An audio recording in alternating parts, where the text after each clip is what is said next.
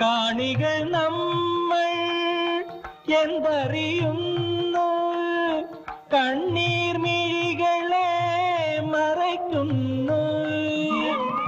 അലകടൽ നടുവിലും അഖില മനസ്സിലും അണുവിലും പള്ളിയുറങ്ങുന്നു. ഈശ്വരൻ മനുഷ്യനായി അവതരിച്ചു, ഈ മണ്ണിൻ ദുഃഖങ്ങൾ സ്വയം വരിച്ചു. ഇരവും പകലും കരയും കടലും ഇടചേർന്ന ജീവിത കളിയരങ്ങിൽ ഈശ്വരൻ മനുഷ്യനായി അവതരിച്ചു, ഈ മണ്ണിൻ ദുഃഖങ്ങൾ സ്വയം വരിച്ചു.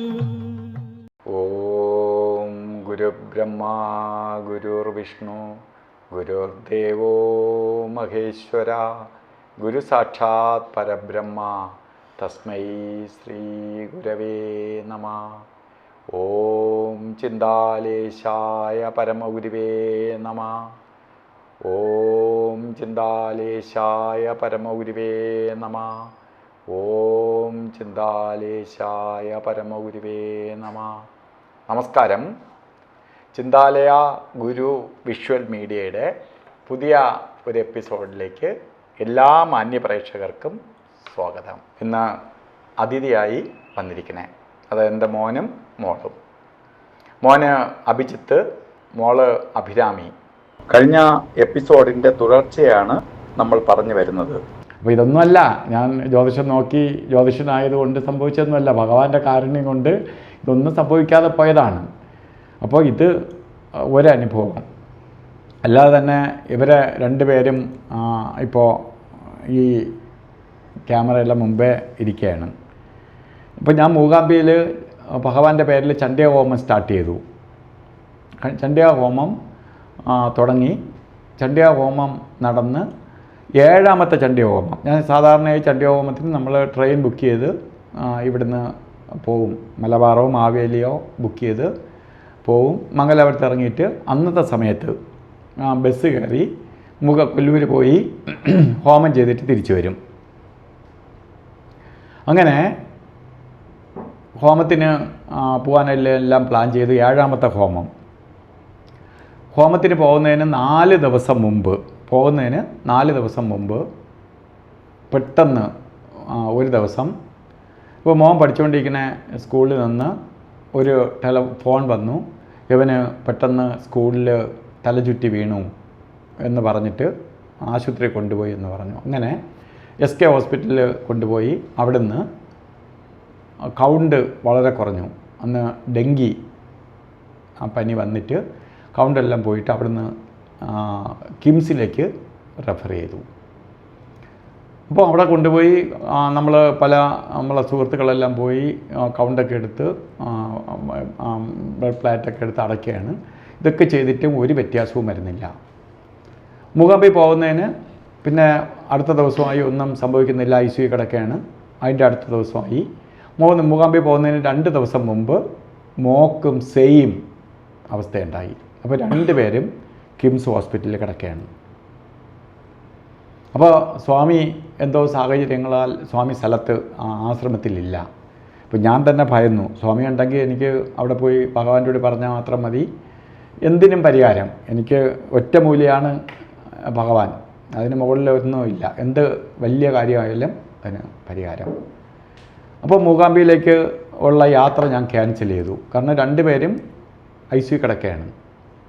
പക്ഷെ ഞാൻ ആശുപത്രിയിൽ പോയിട്ട് ആശുപത്രിയിൽ വെളിയിരിക്കുന്ന സമയത്ത് എൻ്റെ മനസ്സിങ്ങനെ പറയാണ്, ഞാനിവിടെ ഇരുന്നത് കൊണ്ട് ഒരു കാര്യമില്ല, എനിക്ക് മൂകാംബിയിൽ പോകണം എന്ന് എൻ്റെ മനസ്സ് പറയാണ്. പക്ഷേ അവിടെ ആശുപത്രിയിൽ ഇരുന്ന് എൻ്റെ ഭാര്യയുടെയും ബാക്കിയുള്ളവരുടെയൊക്കെ പറഞ്ഞപ്പോൾ എല്ലാവരും കൂടി എന്നെ ദേവോപദ്രം ചെയ്തില്ലെന്ന് മാത്രമേ ഉള്ളൂ. കാരണം 2 പിള്ളേരും ICU കിടക്കുന്ന ഈ സമയത്ത് ഞാൻ ഇത്രയും ദൂരെ, അതായത് കർണാടകത്തിൽ പോയി അമ്പലത്തിൽ പോവുക എന്ന് പറയുന്നത് നടക്കുന്ന കാര്യമല്ല. പിന്നെ ഞാനിങ്ങനെ ആലോചിച്ചുകൊണ്ടിരിക്കുന്നത്, അങ്ങനെ ഇരിക്കുന്ന സമയത്ത് എന്തായാലും എനിക്ക് പോയേ തീരുള്ളൂ എന്ന് എൻ്റെ മനസ്സിങ്ങനെ പറഞ്ഞുകൊണ്ടേയിരുന്നു. ഞാൻ എന്ത് ചെയ്തു, എൻ്റെ ഒരു സുഹൃത്തുണ്ട് കുമാർ എന്ന് പറഞ്ഞിട്ട്, എല്ലാവർക്കും നമ്മളെ ഇതിലുള്ളവർക്കറിയാം, ഞങ്ങൾ വഴുതക്കാട് ട്രിവാൻഡ്രത്ത് തന്നെ ഉള്ള കുമാർ നല്ല ഡ്രൈവറാണ്. എത്ര ദൂരം വേണോ ഒരേ ഇരിപ്പിലിരുന്ന് ഓട്ടിക്കും. ഞാൻ കുമാറിൻ്റെ പറഞ്ഞു, കുമാറെ എനിക്ക് മൂകാംബി വരെ പോകണം, നീ ഓട്ടിക്കണം. അപ്പോൾ നമുക്ക് പോകാം സാറേ എന്ന് പറഞ്ഞിട്ട് എൻ്റെ കാറെടുത്ത് ഞങ്ങൾ രണ്ടുപേരും കൂടി കാറിൽ പിറ്റേന്ന് രാവിലെ ചണ്ഡ്യഹോമം ഇവിടുന്ന് ഒരു ഉച്ച ആയപ്പോൾ ഞാൻ തിരിച്ചു. എന്നിട്ട് എവിടെ ആരുടെയും പറഞ്ഞില്ല മൂകാംബിയിലാണ് പോകുന്നത്, എനിക്ക് ചെറിയ അത്യാവശ്യമുണ്ട്, ഞാനിവിടെ ഉണ്ടാവും, എന്തെങ്കിലും ഉണ്ടെങ്കിൽ എന്നെ വിളിക്കണം എന്ന് പറഞ്ഞിട്ട് ഞാൻ നേരെ മൂകാംബിയിലേക്ക് പോയി.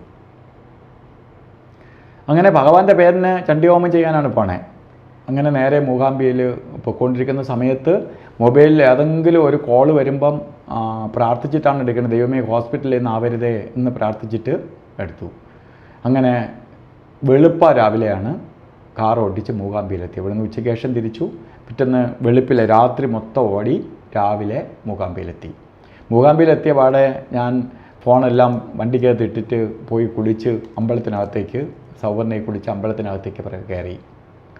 പിന്നെ ചണ്ഡ്യഹോമം കഴിയുന്നവരെ ഫോണൊന്നും എടുത്തില്ല, എന്തോ വരട്ടെ എന്ന് വെച്ചിട്ട് അമ്മയുടെ മുമ്പേ അല്ലേ ഇരിക്കണേ, ഇനി അമ്മ നോക്കിക്കോളും, അവിടെ കൊണ്ട് എത്തിച്ചല്ലോ എന്ന് വെച്ചിട്ട് ആ പരാശക്തിയുടെ മുമ്പിൽ ചണ്ഡ്യഹോമം കഴിഞ്ഞ് ഞാൻ ചണ്ഡ്യഹോമ പ്രസാദമായിട്ട് ഇറങ്ങി. ചണ്ഡ്യഹോമം പ്രസാദമായിട്ട് ഇറങ്ങി ഫോൺ നോക്കണം. ഫോണിൽ ഹോസ്പിറ്റലിൽ നിന്ന് അങ്ങനത്തെ കാളുകളൊന്നുമില്ല. ഞാൻ പലരും ഇവിടെ ഏൽപ്പിച്ചിട്ട് പോയി നോക്കിക്കൊള്ളാനൊക്കെ. അവരെ വിളിച്ച് 1-2 സുഹൃത്തുക്കളെയൊക്കെ ഏൽപ്പിച്ചിട്ട് പോയി, അവരവിടെ ഉണ്ട്. അപ്പോൾ അവർക്ക് അറിഞ്ഞൂടെ ഞാൻ ഇവിടെ മൂകാംബിയിലാണ് പോയെന്ന്. ബാക്കിയുള്ളവർക്ക്, വീട്ടിലുള്ളവർക്ക് അറിയില്ല, സുഹൃത്തുക്കൾക്കറിയാം. അങ്ങനെ അവിടുന്ന് വണ്ടി ഓടി രാത്രി 2 മണിയോടുകൂടി. അപ്പോഴും ഇവർ ക്രിട്ടിക്കൽ കെയർ യൂണിറ്റിൽ കിടക്കുകയാണ്, ഒന്നും ഡോക്ടർക്ക് പറയാൻ പറ്റാത്ത അവസ്ഥയിലേക്ക്. അപ്പോൾ ഞാൻ അവിടുന്ന് 2 മണി ആയപ്പോൾ കിംസ് ഹോസ്പിറ്റലിലെത്തി പ്രസാദമായിട്ട്, ചണ്ഡ്യഹോമത്തിൻ്റെ പ്രസാദമായിട്ട് ഹോസ്പിറ്റലിലെത്തി. അപ്പോൾ ഞാൻ 2 മണിയായി അവിടെ നിന്ന് സെക്യൂരിറ്റിയോട് പറഞ്ഞു, ഇങ്ങനെയാണ് കാര്യം, എൻ്റെ 2 മക്കളും ICUയിൽ സുഖമില്ലാതെ കിടക്കുകയാണ്, ഈ പ്രസാദം കൊണ്ട് എനിക്കൊന്ന് തൊടിയിക്കണം.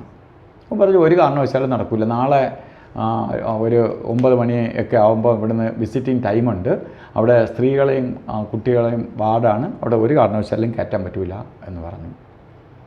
ഞാൻ ഇവിടുന്ന് ഇത്രയും ദൂരം ഓടി അമ്മേലെ ഹോമവും കഴിഞ്ഞ് പ്രസാദമായിട്ട് പറഞ്ഞ സെക്യൂരിറ്റിയോട് പറഞ്ഞപ്പോൾ സെക്യൂരിറ്റി ഇങ്ങനെ പറഞ്ഞപ്പോൾ എനിക്ക് ഒട്ടും സഹിച്ചില്ല.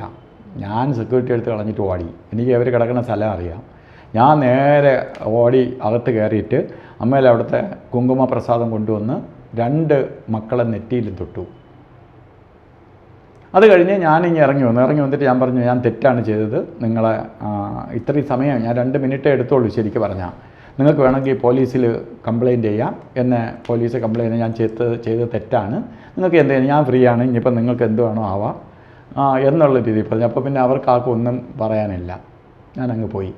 പിറ്റേന്ന് ഡോക്ടർ റൗണ്ട്സിന് വരെയാണ് വന്ന് നോക്കുന്ന സമയത്ത് ഇവർക്ക് 2 പേർക്കും കൗണ്ട് ഓക്കെ, 2 പേരും ഓക്കെ. അപ്പോൾ ഡോക്ടർ പറഞ്ഞ ഒരു കാര്യം, വേണമെങ്കിൽ ഒരു ദിവസവും കൂടി നിങ്ങൾ ഒബ്സർവേഷനിൽ വെച്ചോ, ശരിക്കും അവർ ഓക്കെയാണ്. ഡോക്ടർമാരെ അതിശയിപ്പിച്ചുകൊണ്ട്, അതാണ് സ്വാമിയുടെ പേരിന് ചണ്ഡ്യഹോമം ചെയ്യാനും അതുപോലെ ശരിക്ക് പരാശക്തിയുടെ നടയിൽ ചണ്ഡ്യഹോമം ചെയ്യാനും സാധിച്ചതിന് ശേഷം ഞാൻ ചണ്ഡ്യഹോമം ഇതുവരെ നിർത്തിയിട്ടില്ല. കൊറോണ വന്ന സമയത്ത് അവിടെ പൂജ ഇല്ലായിരുന്നതുകൊണ്ട് ചെയ്യാൻ പറ്റിയില്ല. കാരണം പൂജ ഇല്ലാത്തതുകൊണ്ടാണ്, അല്ലാതെ ഞാൻ പോകാത്തതുകൊണ്ടല്ല.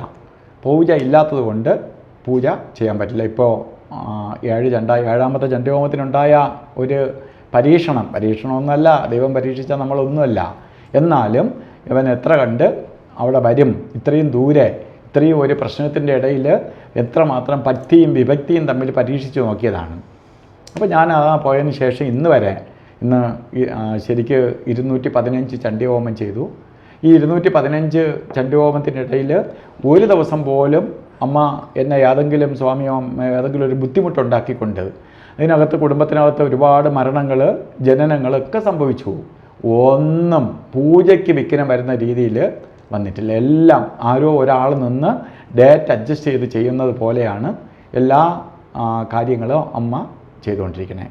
അതായത് സ്വാമിയുടെ പേരിൽ ചെയ്യുന്ന ഹോമം, സ്വാമി ജീവസമാധിയിലേക്ക് പ്രവേശിച്ചെങ്കിലും ഞാൻ ഭഗവാൻ പോയിട്ടില്ല, അതുകൊണ്ട് ഞാൻ ഇന്ന് വരെ പൂജ നിർത്തിയിട്ടില്ല. എല്ലാവരും പറയുന്നു ഭഗവാൻ ജീവസമാധിയിലേക്ക് പ്രവേശിച്ചല്ലോ, പിന്നെ എങ്ങനെ ഭഗവാന്റെ നാളിൽ ചെയ്യും? ഈ നാള് എന്ന് പറയണത് മനുഷ്യർക്കുള്ളതാണ്. മനുഷ്യർക്കാണ്, ശരീരം നശിച്ചവർക്കാണ്. ശരീരം നശിക്കുമ്പോൾ നാളില്ല, പിന്നെ മരിച്ച നാളിനായിട്ട് മാറും. ഭഗവാന്റെ ശരീരം ഇപ്പോഴും ജീവസമാധിയിൽ ഭഗവാൻ സമാധിയിലിരിക്കുകയാണ്, യോഗനിദ്രയിലിരിക്കുകയാണ്. അപ്പോൾ ഈശ്വരനിൽ ലയിച്ച് ശരീരം അവിടെ തന്നെ ഇരിക്കുകയാണ്. ആ ഇരിക്കുന്നിടത്തോളം കാലം ഈ ഞാൻ ആ ഹോമം മുടങ്ങാതെ കഴിയുന്ന കാലം വരെ, പറ്റുന്ന കാലം വരെ പോകാൻ പറ്റുള്ളൂ. കാരണം കർണാടകത്തിലാണ് കൊല്ലൂർ, എല്ലാവർക്കും അറിയാം. തിരുവനന്തപുരത്ത് നിന്ന് എല്ലാ മാസവും മകനക്ഷത്രത്തിന്, അത് എന്നെങ്കിലും അല്ല ഭഗവാന്റെ നക്ഷത്രത്തിന് ആ മൂകാംബിക ക്ഷേത്രത്തിൽ പോയി ആ പൂജ ചെയ്തു വരണം. അങ്ങനെ വലിയ ഒരു അനുഭവം. ചിലപ്പോൾ ഞാൻ പോയില്ലായിരുന്നെങ്കിൽ, ആ പൂജയ്ക്ക് പോയില്ലായിരുന്നെങ്കിൽ ചിലപ്പോൾ ഇവർ കാണൂലായിരുന്നു. കാരണം ഡോക്ടർമാർക്ക് വരെ അതിശയമായിരുന്ന, അല്ലെങ്കിൽ ഡോക്ടർമാരെ അതിശയിപ്പിച്ചുകൊണ്ട്. അത് കഴിഞ്ഞ് ഭഗവാൻ വന്നപ്പോൾ ഭഗവാൻ പറഞ്ഞ കാര്യം, ഏറ്റവും വലിയ വൈദ്യൻ എവരാരും അല്ല പിള്ളേ, മുകളിൽ ഇരിക്കുന്നവരാണ്. ഞാൻ ഈ അവസ്ഥ ഭഗവാന്റെ കൂടി പറഞ്ഞു. ഭഗവാന് അത് കഴിഞ്ഞ് ഞാൻ വന്ന് ഇതൊക്കെ കഴിഞ്ഞ ദിവസങ്ങൾക്കുള്ളിൽ ഭഗവാൻ വന്ന് ഞാൻ ഭഗവാന്റെ അടുത്ത് പോയി പറഞ്ഞപ്പോൾ ഭഗവാൻ പറഞ്ഞ വാക്കാണ്, ഏറ്റവും വലിയ വൈദ്യൻ ഈശ്വരനാണ്, അല്ലാതെ മനുഷ്യ വൈദ്യന്മാർക്കൊക്കെ ചെയ്യുന്നതിന് ലിമിറ്റുണ്ട്. അത് കഴിഞ്ഞ് അവർക്ക് ചെയ്യേണ്ടത് ചെയ്തിട്ട് അവർ അവസാനം പറയുന്നത് എന്താണ്, ഞാൻ ചെയ്യേണ്ടതെല്ലാം ചെയ്തു, ബാക്കി ഇനി എന്ന് പറഞ്ഞ് മുകളിലോട്ട് ചൂണ്ടിക്കാണിക്കാനേ പറ്റത്തുള്ളൂ. അപ്പോൾ കുറേ അനുഭവങ്ങൾ അവർക്ക് പറയാൻ കാണും. എന്ന് വെച്ചാൽ കൊച്ചിലെ തൊട്ട് ഒരുപാട് അനുഭവങ്ങളെന്ന് പറയുമ്പോൾ ഈ ശരിക്ക് മോളെ സംബന്ധിച്ചോളം ഇവൾ കൊച്ചിലെ പോകുമ്പം പിള്ളേരുടെ ഭഗവാൻ കാരുണ്യവാനാണ്, ഭയങ്കര സ്നേഹമുള്ളവരാണ്. പിന്നെ പ്രത്യേകിച്ച് ഞാൻ ഇപ്പം അവർ തന്നെ പറഞ്ഞു, ഞാൻ അവർ സ്വാമിയായിട്ടുള്ള പെരുമാറ്റവും സ്വാമിയായിട്ട് കണ്ടുകൊണ്ട് അവർ എൻ്റെ അച്ഛനാണ്. അപ്പോൾ അച്ഛനേക്കാൾ എനിക്ക് മുകളിലാണ് സ്വാമി. കാരണം അച്ഛനുമായിട്ട് അല്ലെങ്കിൽ അമ്മയുമായിട്ടൊക്കെ ഞാൻ കൂടുതൽ സഹകരിച്ചതിനേക്കാൾ കൂടുതൽ സഹകരിച്ചത് ഭഗവാനുമായിട്ടാണ്. എനിക്ക് എന്തെങ്കിലും ആവശ്യത്തിനും കൈ നിറച്ച പൈസയും ബാക്കി എല്ലാം തരുന്ന ആഹാരവും എല്ലാം തന്നിട്ടുള്ളത് സ്വാമിയാണ്. അതായത് നമുക്ക് ഒരു നിറവായിട്ട് കിട്ടിയിട്ടുള്ള ഭഗവാനിൽ നിന്നാണ്. അത് സ്നേഹമാവട്ടെ, പൈസ ആവട്ടെ, എന്താവട്ടെ, എല്ലാം തന്നിട്ടുള്ള സ്വാമിയാണ്. അപ്പോൾ പിന്നെ അവർക്ക് അങ്ങനെ തോന്നിയില്ല, അതിശയം പറയാനില്ല. അപ്പോൾ ഇവരവിടെ പോകുമ്പം മോക്കൊരു കുഴപ്പമുള്ളത്, എന്ത് കണ്ടാലും വേണം. ആശ്രമത്തിൽ എന്തിരുന്നാലും ഇവർക്ക് വേണം. നമ്മൾ എന്ത് കണ്ടാലും അത് ചൂണ്ടിക്കൊണ്ട് അത് നോക്കി അതിലിങ്ങനെ നോക്കിയിരിക്കും. ഭഗവാൻ പറയും, നീ പോകുമ്പോൾ അത് എടുത്തോണ്ട് പോകും, അല്ലെങ്കിൽ അവിടെ നിൽക്കുന്ന ആരെങ്കിലും വിളിച്ചിട്ട് പറയും ഇത് എടുത്തോണ്ട് പോകും, അവൾക്ക് കൊടുത്തു വിട് എന്ന് പറയാം, അല്ലെങ്കിൽ വണ്ടി കൊണ്ട് വെച്ചു വിട് എന്ന് പറയും. കുറേ സാധനങ്ങളുണ്ട് അവിടെ ഇരുന്ന ഫോട്ടോകളാവട്ടെ, ഓരോ സാധനങ്ങളുണ്ട്. അപ്പോൾ ഞാൻ പറഞ്ഞു ഭഗവാനെ അതൊന്നും ഇതിവിടെ ഇരിക്കട്ടെ, അതിരിക്കട്ടെ. ഇല്ല, അപ്പൂപ്പൻ്റെ വകയല്ലേ പിള്ളേ, അവരെടുത്തോണ്ട് പോട്ട് എന്ന് പറഞ്ഞിട്ട് അവരൊക്കെ ഇവിടെ നിന്നല്ലാതെ പിന്നെ എവിടെ നിന്ന് എടുത്തോണ്ട് പോകാൻ, അത്ര ലാളിത്യത്തോടുകൂടി ഭഗവാൻ എല്ലാം എടുത്ത് കൊടുക്കുമായിരുന്നു. അങ്ങനെ ആണ് അവിടെ ഇരുന്ന ആ പടമൊക്കെ, ഭഗവാന്റെ പടമൊക്കെ ഇരുന്ന പടം അവൾ റൂമിൽ വെച്ച് പഠിക്കുന്നിടത്ത് വെച്ചിരുന്ന പടമൊന്നും ഇത്രയും കത്തി വലിയ ഫയറിങ് ഉണ്ടായിട്ട് പോലും അത് കത്താതെ അത് അങ്ങനെ തന്നെ നിലനിന്ന് പോവുകയായിരുന്നു. അച്ഛൻ പറഞ്ഞതുപോലെ ഫോട്ടോയുടെ എനിക്ക് ഒരുപാട് സാധനങ്ങൾ തന്നിട്ടുണ്ട്. ഞാൻ ചിലപ്പം അത് ഇങ്ങനെ ഞാൻ എന്ത് കണ്ടാലും ഇങ്ങനെ നോക്കിക്കൊണ്ടിരിക്കും, അപ്പം തന്നെ പോവാൻ അത് എടുത്തോണ്ട് പോകാൻ പറയാം. അങ്ങനെ ഒരു ചിദംബരത്തുള്ള കൂവളത്തിൻ്റെ ഫോട്ടോ, പിന്നെ വിവേകാനന്ദൻ്റെ ഫോട്ടോ, പിന്നെ സ്വാമിയുടെ ഫോട്ടോ തന്നിട്ടുണ്ട്. പിന്നെ മാല, ഈ ശംഖിൽ കൊത്തിയ ഒരു വലിയ മാല ഒക്കെ ഒരുപാട് സാധനങ്ങൾ തന്നിട്ടുണ്ട്. ഞാൻ എല്ലാം സൂക്ഷിച്ചു വെച്ചിട്ടുമുണ്ട്. പിന്നെ ഈ ആരോഗ്യത്തിൻ്റെ പ്രശ്നം പറഞ്ഞപ്പോഴാണ് ഇടയ്ക്ക് എനിക്ക് ഭയങ്കര സോഫ്റ്റ് ഡ്രിങ്ക്സ് കുടിക്കുമായിരുന്നു. ഞാൻ അതിൻ്റെയൊക്കെ വണ്ണമാണ് ഇപ്പോഴും ഇങ്ങനെ ഇരിക്കണം. അപ്പം സോഫ്റ്റ് ഡ്രിങ്ക്സ് എനിക്ക് കഫെയിൻ കണ്ടന്റ് ഭയങ്കര ഇഷ്ടമാണ്. അപ്പോൾ ഈ മൗണ്ടൻ ഡ്യൂ അങ്ങനത്തെ കാര്യങ്ങളൊക്കെ ശരിക്കും കുടിക്കുമായിരുന്നു. അങ്ങനെ കുടിച്ച് പ്ലസ് ടു കഴിഞ്ഞപ്പോഴത്തേക്ക് കിഡ്നി സ്റ്റോണും ബ്ലാഡർ സ്റ്റോണും വന്ന് അഡ്മിറ്റായി, SK ഹോസ്പിറ്റലിൽ അഡ്മിറ്റായി. അങ്ങനെ ഇവർ ഏതാണ്ടൊരു അനസ്തേഷ്യയിൽ ഒരു 18 മണിക്കൂർ 15 മണിക്കൂർ ഞാൻ ഇങ്ങനെ കണ്ണു തുറന്ന മയക്കത്തിലായിരിക്കും. യൂറിൻ പാസ് ചെയ്യാനും പോകില്ല, സ്റ്റോൺ അവിടെ തന്നെ കിടക്കുകയും ചെയ്യാം. അങ്ങനെ അച്ഛൻ്റെ ചേച്ചിയുടെ ഏരിയ അതിൽ കല്ലുരുക്കിയുടെ വേര് കിട്ടും. അത് കല്ലുരുക്കിയുടെ വേര് കൊണ്ടുവന്നു, വെള്ളത്തിയിട്ട് തിളപ്പിച്ച് കുടിക്കും, ഒരു രക്ഷയില്ല. അത് കഴിഞ്ഞിട്ട് അമ്മ ആരുടെയോ പറഞ്ഞിട്ട് പച്ചിലയിൽ പശുവും പാലൊക്കെ ഇട്ട് 3-4 ദിവസം അത് മാത്രം കുടിച്ച് ഒരു രക്ഷയില്ല, അതും പോകണില്ല. അങ്ങനെ കുറച്ച് ദിവസം കഴിഞ്ഞ് അച്ഛൻ ഇതുപോലെ സ്വാമിയുടെ അടുത്ത് ഇങ്ങനെ പറഞ്ഞു, എന്നെ കാണാത്തോണ്ട് ചോദിച്ചതാണ്. അപ്പം അങ്ങനെ പറഞ്ഞെങ്ങനെയാണ് അയ്യാതെ കല്ലും പിടിച്ച് കിടക്കുകയാണ് അവിടെ ആശുപത്രിയിലെന്ന് പറഞ്ഞു. അങ്ങനെ എന്തോ ഒരു പോകാൻ നേരത്തെ ഒരു മുട്ടായി കൊടുത്തു വിട്ട്, സാധാ മുട്ടായി, എക്ലൈസിൻ്റെ ഒരു സാധാ മുട്ടായി. അത് കഴിച്ച് 2 ദിവസം കഴിഞ്ഞപ്പോഴത്തേക്ക് നടന്ന് നമ്മുടെ അച്ഛൻ്റെ സ്ഥാപനമുണ്ട് കള്ളിക്കാട് ഹോസ്പിറ്റലിൽ. അപ്പോൾ അവിടെ അച്ഛൻ ഇതുപോലെ കൊണ്ടുപോയപ്പോഴത്തേക്ക് ഡിസ്ചാർജൊക്കെ ചെയ്തു. കാരണം അവിടെ ഒരു രക്ഷയില്ല, വേറെ നമുക്ക് ഒരു കുറവില്ലാത്തത് കൊണ്ട് സർജറി അല്ലാതെ വേറെ ഒരു സർജറി ഇല്ലാതെ ഒരു ഓപ്ഷൻ ഇല്ല. കാരണം 5 mm മുകളിലാണെങ്കിൽ സർജറി ചെയ്താൽ മതി, ഇത് അത്ര ഇല്ല. എന്നാൽ അതങ്ങ് വരണമില്ല, സ്റ്റക്കായി കിടക്കുകയാണ്. അപ്പോൾ അങ്ങനെ അച്ഛൻ 2-3 ഡോക്ടറിനെ കൺസൾട്ട് ചെയ്തപ്പോഴത്തേക്ക് സെക്കൻഡ് ഓപ്ഷനൊക്കെ എടുത്തപ്പം അതിൻ്റെ ആവശ്യമില്ലെന്നുകൊണ്ട് ഇതായിട്ട് ഡിസ്ചാർജ് ചെയ്ത് നടത്തിച്ചുകൊണ്ടിരുന്നപ്പോഴത്തേക്ക് കുറേ കഴിയുമ്പോൾ പെയിന് വന്ന് യൂറിൻ പാസ് ചെയ്തപ്പോഴേക്ക് കല്ലും പോയി. അപ്പം ഈ പറഞ്ഞ നമുക്ക് അറിയാവുന്ന മരുന്നിനേക്കാളും സംഭവമാണ് സ്വാമിയുടെയിലുള്ള. അത് ജസ്റ്റ് ചോദിച്ച് സമയമായപ്പോഴത്തേക്ക് ഒരു മുട്ടായും പറഞ്ഞു വിട്ട് അനുഭവിപ്പിച്ചിട്ട് പിന്നെ അതിനുശേഷം ഞാൻ സോഫ്റ്റ് ഡ്രിങ്ക്സ് കാര്യമൊന്നും കുടിച്ചിട്ട് പോലുമില്ല. അപ്പം നമ്മൾ അറിയിക്കേണ്ട പാഠങ്ങൾ അറിയിക്കുകയും ആരോഗ്യത്തിന് ഭയങ്കര ഒരു പ്രാധാന്യം സ്വാമി എപ്പോഴും സ്വാമിയുടെ പ്രവൃത്തി കൊണ്ടും നമുക്ക് പറഞ്ഞു തരുമ്പോഴും പറഞ്ഞു തരുന്നു. കാരണം എപ്പം കൊച്ചിലെ തൊട്ട് പോകുമ്പോഴാണെങ്കിലും സ്വാമി ഇരിക്കുന്നിടത്തായിരിക്കില്ല ഉണ്ടാവണം. ഒന്നിലും സ്വാമിയുടെ പഴയ വീട് പോത്തങ്കോട് ആ അമ്പലത്തിൻ്റെയും സ്വാമി ഇരിക്കുന്നതിൻ്റെ ഇടയിലായിട്ട് അമ്മയൊക്കെ ഉണ്ടായിരുന്ന വീടാണ്, അവിടെ ഉണ്ട്. അപ്പോൾ സ്വാമി ആ കൈവരിയിൽ പിടിച്ച് നടക്കുകയും അപ്പോൾ നമ്മൾ നടക്കുമ്പോഴേ അങ്ങോട്ടായിരിക്കും നോക്കിക്കൊണ്ട് പോകണം സ്വാമി ഇരിക്കുന്നിടത്ത്. പക്ഷേ അവിടെ നിന്നായിരിക്കും ആ പിള്ളേന്ന് പറഞ്ഞുകൊണ്ട് ഇങ്ങോട്ട് തോന്നണം. അപ്പം എപ്പോഴും നടക്കണം അല്ലെങ്കിൽ വ്യായാമം ചെയ്യണം എന്നുള്ള സാധനം സ്വാമി എപ്പോഴും പറഞ്ഞിട്ടുണ്ട്. ഇപ്പം അക്യുപഞ്ചർ നേരത്തെ അച്ഛൻ പറഞ്ഞ പോലെ അക്യുപഞ്ചർ ഞാനും അച്ഛനും ഒരുമിച്ച് ഒരു ക്ലാസ്സിലിരുന്നാണ് പഠിച്ചത്. അപ്പോൾ അവിടെ തിരുവനന്തപുരത്ത് നിന്ന് പറഞ്ഞ 2 സ്റ്റുഡൻസ് എന്ന് അറിയാമോ, അച്ഛനും പോലെന്ന് അവർക്ക് അറിഞ്ഞൂടാ.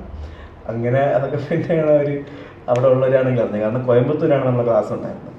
അപ്പോൾ പഠിക്കാൻ പോയപ്പോഴത്തേക്ക് സ്വാമിക്ക് ചെറിയ ശ്വാസ സംബന്ധമായിട്ടുള്ള രോഗാവസ്ഥ വന്നപ്പം ഒരു മുദ്രയുണ്ട്, നമ്മൾ 2 പ്രഷർ പോയിന്റ്സ് ജസ്റ്റ് വിരലിൻ്റെ ചൂണ്ടുവിരലിൻ്റെ സൈഡിലായിട്ട് പിടിച്ച് വയ്ക്കുന്ന ഒരു, നമുക്ക് ഫ്രീ ആകുമ്പോഴും അത് ചെയ്തുകൊണ്ടിരിക്കാൻ പറ്റും. അക്യുപ്രഷറിൽ ഇന്ത്യൻ അക്യുപഞ്ചറിൽ ഭാരതീയ മർമ്മശാസ്ത്രത്തിൽ വരുന്ന ഒരു സംഭവമാണ്. അപ്പോൾ അത് അച്ഛൻ അറിഞ്ഞിട്ടിങ്ങനെ സ്വാമിയുടെ അടുത്ത് പറഞ്ഞ് ഭഗവാനെ ഇങ്ങനെ ഒരു ഇതുണ്ട്, അത് ചെയ്യാൻ പറ്റുമെങ്കിൽ ചെയ്തുകൊണ്ടിരിക്കാൻ, അത് ചെയ്യാൻ സമയത്തൊക്കെ ചെയ്താൽ നല്ലത്. അപ്പം ഞാൻ തന്നെ പിള്ളേർ ചെയ്തുകൊണ്ടിരിക്കണം എന്ന് പറയുമ്പോൾ നോക്കിയപ്പോൾ അടിയിൽ നിന്ന് 2 കൈ എടുത്തപ്പോൾ 2 കൈയിലും അതേ മുദ്ര പിടിച്ചുകൊണ്ടിരിക്കുന്നു. നമ്മളത് എല്ലാ കാര്യങ്ങളിലും ആരോഗ്യം സംബന്ധമായിട്ടുള്ള കാര്യങ്ങളും ഇടയ്ക്ക് അച്ഛന് ശബ്ദം ഭയങ്കരമായിട്ട് പോയത്തക്ക രീതിയിൽ ഇത്രയും വോയിസ് സ്ട്രെസ് അല്ലേ, ഡെയിലി കൺസൾട്ടേഷനും അത് കഴിഞ്ഞിട്ട് പല കൺസൾട്ടേഷനൊക്കെ ഉണ്ട്. ശബ്ദം ഭയങ്കരമായിട്ട് അച്ഛന് പ്രശ്നം വന്നപ്പോഴത്തേക്ക് ശബ്ദമില്ലാതെ പോയപ്പോൾ ഒരു ദിവസം സ്വാമി പറഞ്ഞ് ഒന്നുമില്ല പിള്ളേ, ഉപ്പുവെള്ളം പിടിച്ചാൽ മതി, അത് തന്നെയാണ് ഏറ്റവും വലിയ മരുന്ന് എന്ന് പറഞ്ഞു. അപ്പം ആരോഗ്യ സംബന്ധമായിട്ടുള്ള കാര്യങ്ങളിലും സ്വാമിയുടെ പ്രവൃത്തിയിൽ കൂടെയും സ്വാമിയുടെ ജീവിതചര്യയിൽ കൂടെയും അവസാന സമയത്ത് ഞാൻ പറയുന്നില്ല, എന്നാലും സമാധി അടുത്ത സമയത്തൊക്കെ സ്വാമിക്ക് ഒട്ടും വയ്യ. അപ്പം കിടക്കുമ്പോഴും ഞാൻ പറയുന്നത് മിനി വെന്റിലേറ്ററിലൊക്കെ കിടക്കുന്നതിന് മുന്നേ ഉള്ള സമയത്ത് സ്വാമി കൂടെ ഉള്ള ആൾക്കാരെ പിടിച്ചു നടക്കുമായിരുന്നു. ഒട്ടും വയ്യ, ഇനി ചിരിക്കാൻ പോലും വയ്യാത്ത സമയത്ത് പോലും കുറച്ച് സമയമെങ്കിലും ഒരു 10 മിനിറ്റെങ്കിൽ 10 മിനിറ്റ്, 5 മിനിറ്റെങ്കിൽ 5 മിനിറ്റ്, അത് കിതപ്പാണ്. സ്വാമിക്ക് ശ്വസിക്കാൻ പോലും പറ്റാത്ത സമയത്ത് പോലും സ്വാമി പിടിച്ച് അങ്ങോട്ടും ഇങ്ങോട്ടും നടക്കും. അപ്പോൾ നമ്മൾ തന്നെ വിചാരിക്കും വയ്യാതെ സ്വാമി ഇത്രയും ബുദ്ധിമുട്ട് നടക്കണമെന്നില്ല. അപ്പോഴും ശരീരം അനങ്ങണം, വ്യായാമം ചെയ്യണം, നമ്മളെ മൊബിലിറ്റി വേണം എന്നുള്ളൊരു സാധനം സ്വാമി എപ്പോഴും കാണിച്ചു തന്നിട്ടുണ്ട്. പിന്നെ ഞാൻ 2 പ്രാവശ്യമാണ് സ്വാമിയെ ശരീരത്തിൽ തൊട്ടിട്ടുള്ളത്. ഒരു പ്രാവശ്യം ഇതുപോലെ ആദ്യമായിട്ട് ഞാൻ ദുബായിൽ ജോലി ചെയ്യാൻ വേണ്ടി പോയപ്പോൾ 2019 സമയത്ത്, കോവിഡിന് മുന്നേ പോയപ്പോഴത്തേക്ക് ഇതുപോലെ സ്വാമി എടുത്ത് പറഞ്ഞു. അപ്പം അതുപോലെ തന്നെ സ്വാമി പറഞ്ഞു പ്രസാദം കൊടുത്തതിന് പോയി കഴിച്ചിട്ട് വാ പിള്ളേന്ന് പറഞ്ഞു. അങ്ങനെ ഭക്ഷണം കഴിച്ചിട്ട് വന്നിട്ട് ഇങ്ങനെ അച്ഛൻ പറഞ്ഞു ഇങ്ങനെയാണ്, അവൻ പോവുകയാണ്, നാളെ പോവും, അപ്പോൾ എന്താണ് ജോലി എന്നൊക്കെ ചോദിച്ച് കാര്യങ്ങളെല്ലാം പറഞ്ഞതിന് ശേഷം പറഞ്ഞ് പോയിട്ട് വാ പിള്ളേ, ഈശ്വരൻ രക്ഷിക്കൂ എന്ന് പറഞ്ഞിട്ട് അപ്പോൾ അതുപോലെ തൊഴണം. നമ്മളെ ഉള്ളിലെ ഈശ്വരാംശത്തെയാണ് തൊഴണം, എന്നാലും നമ്മളിങ്ങനെ തൊഴുത്. അപ്പോൾ ഞാനിങ്ങനെ പതിവില്ല, അപ്പം തോന്നിയതാണ് കാലിൽ തൊട്ട് തൊഴാൻ വേണ്ടി ഇങ്ങനെ പോയി. അപ്പോൾ അച്ഛൻ നോക്കിയിട്ട് ഇവ എന്തൊരു ചെയ്യണം എന്നുള്ള രീതിയിൽ ഇങ്ങനെ നോക്കിക്കൊണ്ടിരിക്കണം. അപ്പോൾ ഞാൻ ഇങ്ങനെ അടുത്ത് പോയിട്ട് കാല് തൊട്ട് തൊഴുന്ന ഞാൻ കണ്ടിട്ടുള്ളത് കൊച്ചിലോട്ടെ സ്വാമി കാല് അകത്തോട്ട് വലിച്ചടയും, അങ്ങനെ തൊടാൻ സമ്മതിക്കില്ല. സ്വാമി കുറച്ചുകൂടെ ഫ്രണ്ടിലോട്ട് വെച്ചത്. അപ്പോൾ ഫ്രണ്ടിലോട്ട് വെച്ചാൽ ഞാൻ 2 കാലിലും തൊട്ട് തൊഴുത് പോവാണ് പറഞ്ഞിട്ട് പോയി. പിന്നെ അത് കഴിഞ്ഞിട്ട് എപ്പോഴോ ഇതുപോലെ അച്ഛനുമായിട്ട് പോയപ്പോഴത്തേക്ക് രാവിലെ പോയപ്പം അവിടെ ആശ്രമത്തിലെ അന്തേവാസിയുടെ മോനോ മോളുടെ കല്യാണമായിട്ട് അപ്പോൾ നമ്മളിതുപോലെ കഴിച്ചിട്ട് വന്ന് പ്രസാദം കൊടുത്തിട്ട് ഇറങ്ങാൻ നേരത്ത് പറഞ്ഞ് ഞാൻ എല്ലാവരും ഇപ്പോൾ കുറച്ച് കഴിയുമ്പോൾ എല്ലാവരും കൂടെ പോകും പിള്ളേ കല്യാണത്തിന് പോണ് ഇന്നാരുടെ കൊച്ചിൻ്റെ കല്യാണമല്ലേ എല്ലാവരും പോവും ഇവിടെ ഞാൻ മാത്രം ആയി പോകും കേട്ടാ എന്നിങ്ങനെ പറഞ്ഞു. അപ്പോൾ അച്ഛന് കൺസലേഷൻ ഉണ്ട്. അച്ഛൻ അത് കഴിഞ്ഞിട്ട് ഞാൻ നമ്മുടെ സ്ഥാപനത്തിൽ പോകണം, ഹോസ്പിറ്റലിൽ പോകണമായിരുന്നു. അപ്പോൾ ഞാൻ വിചാരിച്ച് ഉച്ചയ്ക്ക് ശേഷം പോകാമെന്ന് പറഞ്ഞിട്ട് ഞാൻ നേരെ അച്ഛനെ വഴുതിക്കട ഓഫീസിലാക്കിയിട്ട് ഞാൻ നേരെ പോയപ്പോൾ ഈ പറഞ്ഞ പോലെ ഒരേ ഒരാളുണ്ട്, ചേട്ടൻ്റെ പേര് എനിക്ക് ഓർമ്മയില്ല, ഒരേ ഒരാളുമുണ്ട്, സ്വാമിയുണ്ട്, വേറെ ആരുമില്ല ആശ്രമത്തിൽ. ഫ്രണ്ടിൽ ആ രജിസ്റ്ററിൻ്റെ അവിടെ പോലും ആളില്ല. അപ്പം നമ്മളിങ്ങനെ പോയി ഞാൻ ഇങ്ങനെ അവിടെ പോയിട്ട് എൻ്റെ പിള്ളേ ഇപ്പം പോയല്ലേ ഉള്ളൂ എന്ന് പറഞ്ഞു. ഞാൻ പറഞ്ഞില്ല സ്വാമി ഇങ്ങനെ ആരും ഇല്ലെന്ന് പറഞ്ഞപ്പോൾ എനിക്ക് ഭയങ്കര വിഷമം തോന്നി അവിടെ ആരെങ്കിലും വന്നപ്പോൾ. അങ്ങനെ ഞാൻ വന്നതാണെന്ന് പറഞ്ഞിട്ട് അവിടെ അങ്ങനെ ഇരുന്നു. അപ്പം ആ ചില സമയത്ത് ആ ചേട്ടൻ വാഷ്റൂമിലൊക്കെ പോയപ്പം ഞാനും സ്വാമി മാത്രമേ ഉള്ളൂ ഫ്രണ്ടിൽ. അപ്പോൾ സ്വാമി ഇങ്ങനെ നോക്കിയിരിക്കും, ഞാനും എന്തെങ്കിലുമൊക്കെ ചോദിക്കാറുണ്ടെങ്കിൽ ചോദിച്ച് അങ്ങനെയൊക്കെ ഇരുന്നപ്പോഴത്തേക്ക് സ്വാമിക്ക് വാഷ്റൂമിൽ പോകണം. വാഷ്റൂമിൽ പോകാൻ 2 സൈഡ് പിടിച്ചാലേ സ്വാമിക്ക് എണീക്കാൻ പറ്റുള്ളൂ.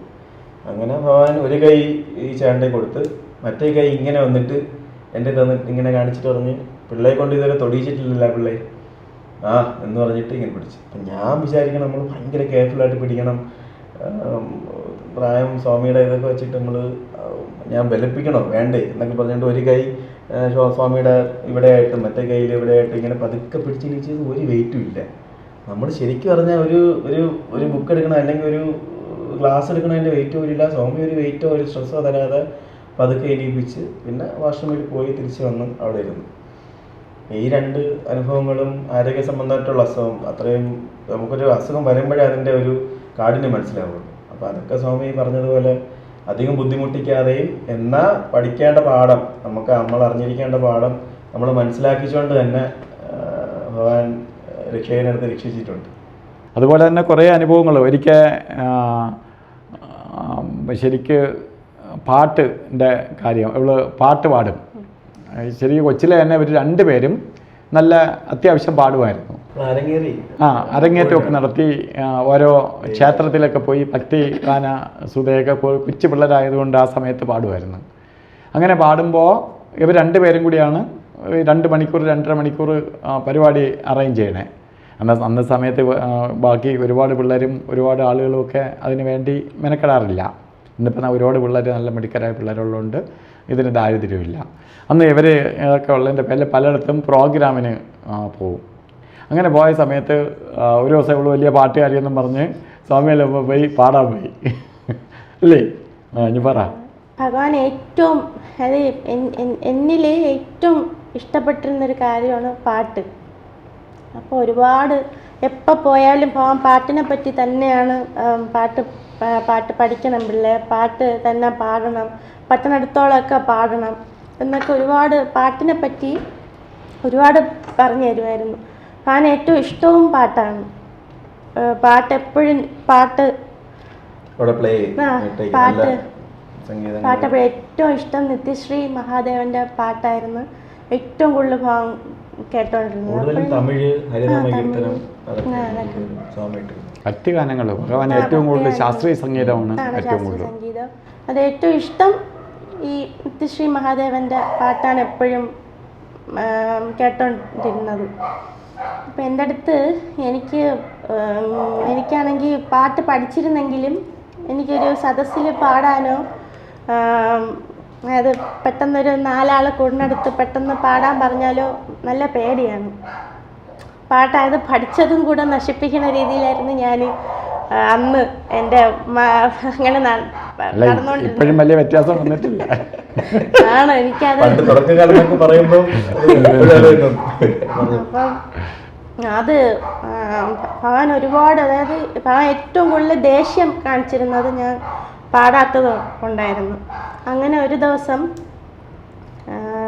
എനിക്ക് ഭയങ്കര ആഗ്രഹമായിരുന്നു ഭഗവാന്റെ മുന്നിൽ ഒരു 4 വരിയെങ്കിലും പാടണം. പാടിയത് ഗണപതിയുടെ സരസ്വതിയുടെ എന്തോ പാട്ടാണ്. അപ്പോഴന്ന് ഞാൻ പഠിച്ചിരുന്നത് രമാദേവി മന്ദിരത്തിലെ രാജി രാമചന്ദ്രൻ, രമാദേവി മന്ദിരത്തിന്റെ അമ്മയുടെ ഒരു ഫോളോവർ രാജി ടീച്ചറാണ് നമ്മളെ പഠിപ്പിച്ചിരുന്നത്. അപ്പൊ നമ്മൾ പഠിച്ച കൂടുതലും കീർത്തനങ്ങളും പാട്ടുകളെല്ലാം ആ രമാദേവി അമ്മ എഴുതിയ പാട്ടുകളായിരുന്നു. അപ്പൊ അവിടുത്തെ അമ്മയുടെ പാട്ടുകളും ആണ് നമുക്ക് കൂടുതലും അറിയാമായിരുന്നത്.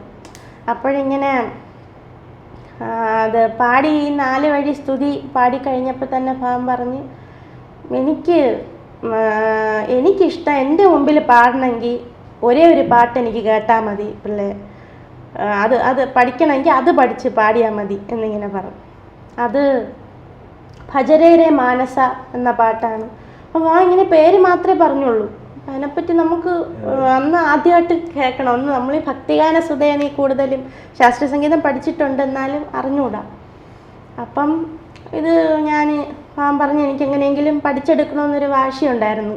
അങ്ങനെ ഞാൻ വീട്ടിൽ പോയി, ടീച്ചർ വന്നു, ടീച്ചറെടുത്ത് ഈ കാര്യം പറഞ്ഞിട്ട് എനിക്കിങ്ങനൊരു പാട്ട് പഠിക്കണം, സ്വാമിയുടെ മുമ്പിൽ എങ്ങനെയെങ്കിലും എത്ര പാടാണെങ്കിലും പഠിച്ച് പാടി കേൾപ്പിക്കണം. അപ്പം ടീച്ചർക്ക് അറിഞ്ഞൂടാ ആ പാട്ട്. ടീച്ചർ ആ സമയത്ത് ടീച്ചർ കേട്ടിട്ട് പോലും ഇല്ല, ആ പാട്ട് പഠിച്ചിട്ടില്ല. ടീച്ചർക്ക് ഞാൻ ടീച്ചർ ഇതെങ്ങനെയെങ്കിലും പഠിച്ചിട്ട് എന്നെ പഠിപ്പിക്കണം എന്ന് പറഞ്ഞു.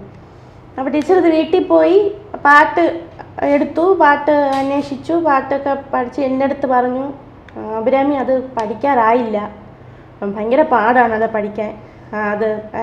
അതായത് ടീച്ചർക്ക് പോലും പഠിക്കാനോ പാടാനോ പാടായിട്ടുള്ളൊരു പാട്ടാണ്, ഇപ്പോഴത് പറ്റില്ല, നമുക്ക് പിന്നെ നോക്കാം എന്ന് പറഞ്ഞിട്ട് ആ ടീച്ചർ അതങ്ങ് വിട്ടു. പിന്നെ അതിനെപ്പറ്റി സംസാരിച്ചില്ല. പക്ഷെ എൻ്റെ മനസ്സിലുണ്ടായിരുന്നു. അന്ന് തന്നെ യൂട്യൂബിൽ പാട്ട് ഞാൻ സെർച്ച് ചെയ്ത് ഈ പാട്ട് തന്നെയാണെന്ന് ഉറപ്പ് വരുത്തി. ഇത് തന്നെയാണ് ഭഗവാൻ പറഞ്ഞാണ്. ഭഗവാൻ വേറെ ഒന്നും പറഞ്ഞില്ല, ഇത് തന്നെയാണെന്ന് ഉറപ്പ് വരുത്തിയിട്ട് മാനസ ഈ ഒരു പേര് മാത്രമാണ് കിട്ടിയത്. അങ്ങനെ അത് ഞാൻ യൂട്യൂബിൽ കയറി ബോംബെ ജയശ്രീ പാടിയൊരു ആ വെർഷൻ എടുത്താണ് പഠിച്ചത്. അപ്പോൾ അങ്ങനെ ആരും പഠിപ്പിച്ചിട്ടില്ല എന്നെ. പക്ഷെ അങ്ങനെ ഞാൻ ഫുള്ള് കേട്ട് അന്ന് ആ വാക്കുകൾ പോലും നേരെ അറിഞ്ഞൂടാ. അങ്ങനെയാണ് അത് ഫുള്ള് പഠിച്ചെടുത്തത്. അപ്പോൾ ആ പാടിയ പാട്ട് ഒന്ന് ശരിക്കും പ്രേക്ഷകർക്ക് കൂടി വേണ്ടി ഭഗവാൻ പറഞ്ഞ പാട്ടല്ലേ? അല്ല, എനിക്ക് നല്ല പേടിയുണ്ട്. കാരണം ഞാൻ പാടുന്നതായിരിക്കില്ല ശരി. ഞാൻ കേട്ടറിവ് മാത്രമേ കേട്ട് പഠിച്ചതാണ്. എന്നെ അങ്ങനെ ആരും അറിയാന്നുള്ള ആരും എന്നെ പഠിപ്പിച്ചിട്ടില്ല. പിന്നെ ഇത് ഒരുപാട് നാളായി പാടിയിട്ട്. അത് സ്വാമി സഹിച്ചോളൂ. എന്നെക്കൊണ്ട് പറ്റുന്ന രീതിയിൽ ഞാൻ പാടാം. കാണുന്നവരെന്തെങ്കിലും തെറ്റുണ്ടെങ്കിൽ എൻ്റെ അടുത്ത് അതെ. ഭജരേ മാനസ ശ്രീരഘുവീരം ഭജരേ മാനസ ശ്രീരഘുവീരം ഭജരേ മാനസ ശ്രീരഘുവീരം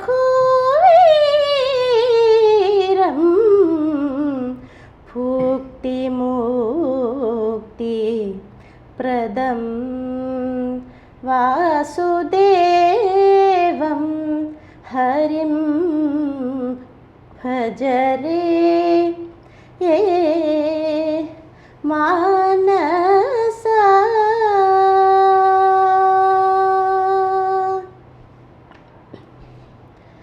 വൃജിനാവിദൂരം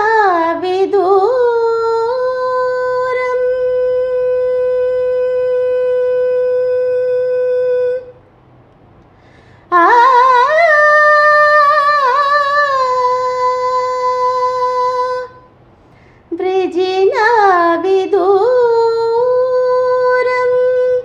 വിശ്വാധാരം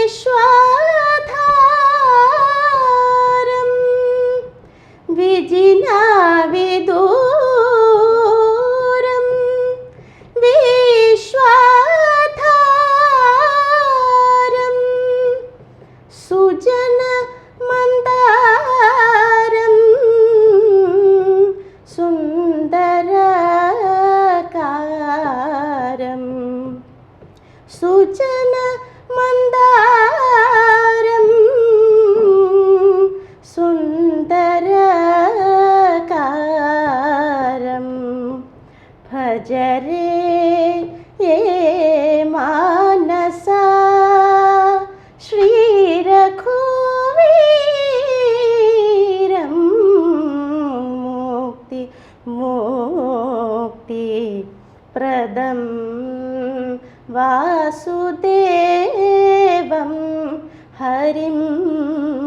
ഭജരേ മാനസ.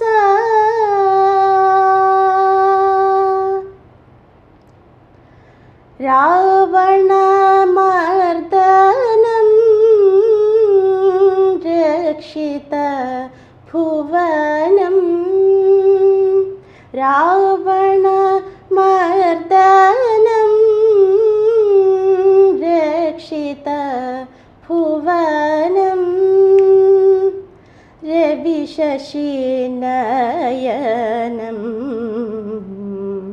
രവിജാതിമദനം. രവിജാതിവാനര പരിവൃതം നാരാവരം. രത്നഹാര പരിശോഭിത കാന്താരം. രത്നഹാര പരിശോഭിത കാന്താരം. ഭജരേ മാനസ. ശ്രീരഘുവീരം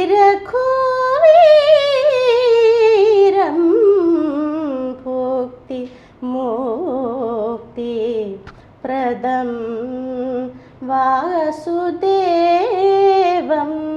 ഹരിം ഭജരേ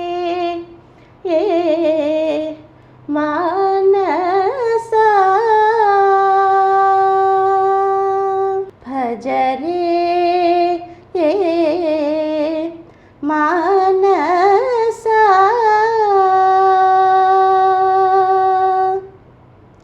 രവിശശികുജഗുഹ ബുധ ശുക്ര ശനീശ്വര രാഹു കേതു നേതാരം. രവിശശികുജഗുഹ ബുധ ശുക്ര ശനീശ്വര രാഹു കേതു നേതാരം. രാജകുമാരം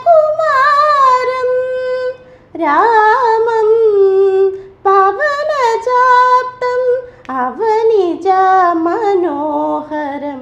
രാജകുമാരം രാമം പവനജാപ്തം അവനിജ മനോഹരം. ഭജരേ മാനസ. ശ്രീരഘുവീരം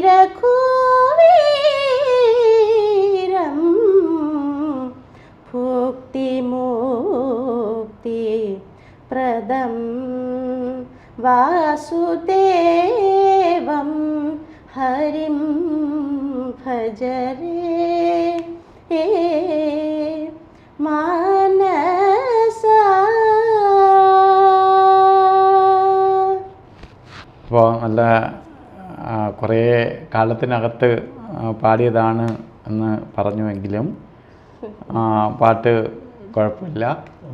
മറ്റ് സംഗീത ഉപകരണങ്ങളൊന്നും ഇല്ലാതെ നമ്മളെ തനി സൗണ്ടിൽ പാടിയ പാട്ടാണ്. ആ അതെ. അപ്പോൾ വന്നതാണ്. ഭഗവാൻ പറഞ്ഞ പാട്ടാണിത്. ഭഗവാൻ ഭഗവാൻ ഇഷ്ടപ്പെട്ട പാട്ടാണ്. അപ്പോൾ അതുകൊണ്ട് ആ പാട്ട് ഭഗവാൻ ഇഷ്ടപ്പെട്ട പാട്ട് ഇതുപോലെ ഓരോരുത്തരെ കൊണ്ട് പാടിച്ച് ഭഗവാൻ കേൾക്കും. ഭഗവാൻ നല്ല പാടുമായിരുന്നു. സ്വാമി നല്ല പാടുമായിരുന്നു.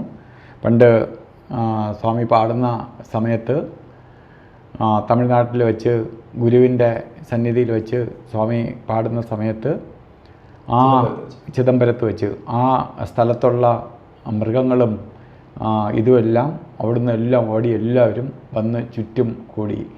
വൃക്ഷങ്ങളും ബാക്കിയുള്ളതെല്ലാം സൈലൻ്റായി.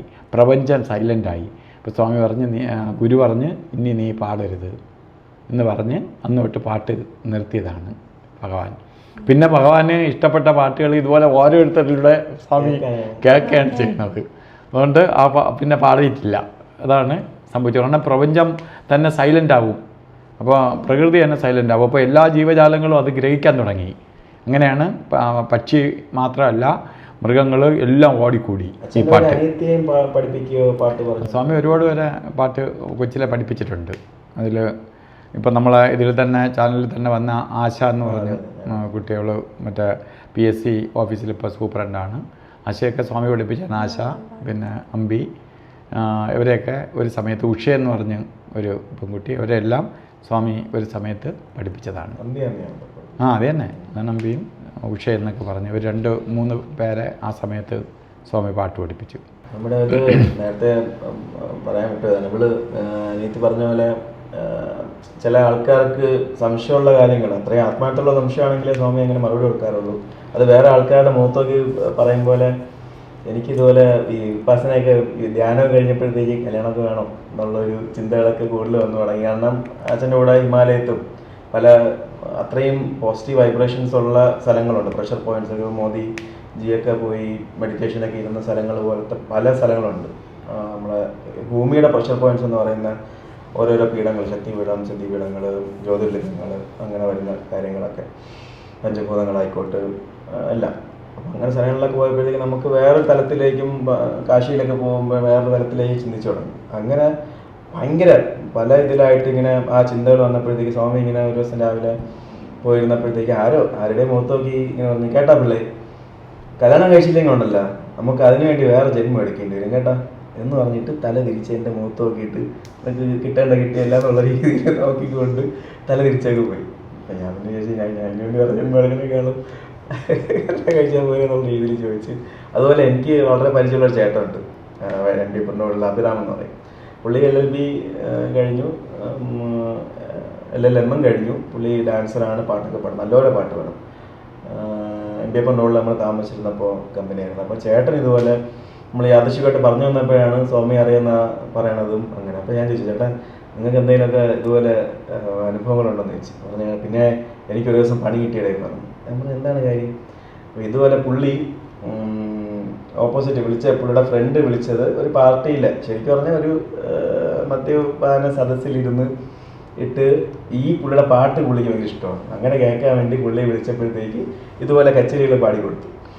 സിനിമ പാട്ടിൽ പാടി തുടങ്ങി പുള്ളി കച്ചേരികളൊക്കെ പാടിക്കൊടുത്ത് എല്ലാം കഴിഞ്ഞിട്ട് പുള്ളി അതിൻ്റെ അടുത്ത ആഴ്ച ഈ പറയുന്ന അഭിചേട്ടൻ ഭഗവാനെ കാണാൻ വേണ്ടി പോയപ്പോഴത്തേക്ക് അഭിചേട്ടൻ്റെ മുഖത്ത് നോക്കാതെ ഇതുപോലെ വേറെ ആളുടെ മുഖത്തേക്ക് പറഞ്ഞു, കേട്ടാ പിള്ളേ, ചിലർക്ക് പാട്ട് പഠിച്ച് ഭയങ്കര അഹങ്കാരവും അതിലങ്ങ് മതിമറന്ന് കണ്ണി കാണുന്നവർക്കൊക്കെ ഓരോ പാട്ട് പറയുമ്പോൾ അതങ്ങ് പാടിക്കൊടുക്കും. അത് ഏത് സദസ്സിലാണെന്നോ അത് പാടാൻ പറ്റണ സ്ഥലമാണെന്നോ ഒന്നും നോക്കാതെ പാടിക്കൊടുക്കും എന്ന് പറഞ്ഞിട്ട് ഈ പറയണ പോലെ ആ ചേട്ടൻ്റെ മുഖത്ത് നോക്കിയിട്ട് ഇങ്ങനെ പറഞ്ഞു വിടും. അങ്ങനെ അത്രയും ഈ പറഞ്ഞതുപോലെ വേണ്ടാത്ത കാര്യങ്ങൾ ചെയ്യുകയാണെങ്കിലോ അല്ലെങ്കിൽ നമുക്ക് അത്രയും ആഗ്രഹമോ അല്ലെങ്കിൽ ആത്മാർത്ഥമായിട്ടുള്ള സംശയങ്ങളോ അങ്ങനെ എന്തെങ്കിലും ഉണ്ടെങ്കിൽ ഭഗവാൻ നമുക്ക് പറഞ്ഞു തരേണ്ട കാര്യങ്ങൾ പറഞ്ഞു തരും. കിട്ടേണ്ടവർക്ക് അത് കിട്ടും. ഇത് ഞാൻ പറഞ്ഞ രണ്ടും, ഒന്ന് നല്ല കാര്യം എനിക്ക് പറഞ്ഞു തന്ന നല്ലൊരു അഡ്വൈസും മറ്റേ ആൾക്ക് കൊടുത്തത് നല്ലൊരു തട്ടുമാണ്. അതുപോലെ ദേഷ്യപ്പെടേണ്ട കാര്യങ്ങൾ സ്വാമി ദേഷ്യമായിട്ട് തന്നെ പറയുകയും ചെയ്യും. പിന്നെ നമുക്ക് അത്രയും ഉപാസനയും സ്വാമി അത്രയും മനസ്സുകൊണ്ട് പ്രാർത്ഥിക്കുകയൊക്കെ ആണെങ്കിൽ നമ്മളെ ഏറ്റവും വേസ്റ്റ്, നമ്മുടെ ലൈഫിലെ ഏറ്റവും ജീവിതത്തിലെ മോശം സമയത്തൊക്കെ സ്വാമി ഒന്ന് ദർശനം തരാറുണ്ട്. സ്വപ്നങ്ങളിലാണെങ്കിലും അത് എനിക്ക് കിട്ടിയിട്ടുണ്ടോ അല്ലെങ്കിൽ കണ്ടിട്ടുണ്ടോ എന്ന് എനിക്ക് അറിഞ്ഞൂടാ. എനിക്ക് പല സമയത്തും ഭയങ്കര ലൈവായിരിക്കും. അത് സമാധിക്ക് ശേഷമാണെങ്കിൽ ഈ റീസെൻ്റ് ആയിട്ടുള്ള സമയത്ത് പോലും സ്വാമിയൊന്നും കാണേ എന്നിട്ട് നമ്മൾ സ്വപ്നത്തിൽ ഉണ്ടെന്ന് കണ്ണ് തുറന്നാലും കുറേ നേരം സ്വാമിയുടെ പ്രസൻസ് ഫീൽ ചെയ്യും. ആ ഒരു പരുവത്തിൽ, അത് ഞാൻ കുറച്ച് പേഴ്സണലായിട്ട് അങ്ങനെ പറയുന്നില്ല. എന്നാലും പല കാര്യങ്ങളിലും നമുക്ക് സ്വാമിയുടെ ദർശനം കിട്ടുകയും നമുക്കൊരു വഴി കാണിച്ചു തരികയും അതിലേക്ക് പോയാൽ നമ്മൾക്ക് കിട്ടേണ്ട ദൈവികമായിട്ടുള്ള സപ്പോർട്ടും പ്രകൃതിയാണ് നമുക്ക് അതിനുള്ള ഒരു ഇത് കൊണ്ടുവരികയും ചെയ്യുന്നതായിട്ട് എനിക്ക് പേഴ്സണലി ഭയങ്കര ഫീല് കിട്ടിയിട്ടുണ്ട്. പിന്നെ എനിക്ക് കാണുന്ന ആൾക്കാരുടെ അടുത്തും മൊത്തത്തിൽ എല്ലായിടത്തും സ്വാമിയുടെ ആശ്രമത്തിൽ വരുന്നവരും ഇവിടെ വന്നിട്ടുള്ളവർ എല്ലാവരും പൊതുവേ കണ്ടിട്ടുള്ളത് നമ്മൾ സ്വാമിയെ പറ്റി പറഞ്ഞാലേ ആൾക്കാരിലേക്ക് ഇത് എത്തത്തുള്ളൂ. സ്വാമിയെ ഇപ്പം നമുക്ക് ഇത്രയും പ്രായമുള്ളൂ, പക്വതയും ചിലപ്പം കുറവായിരിക്കും.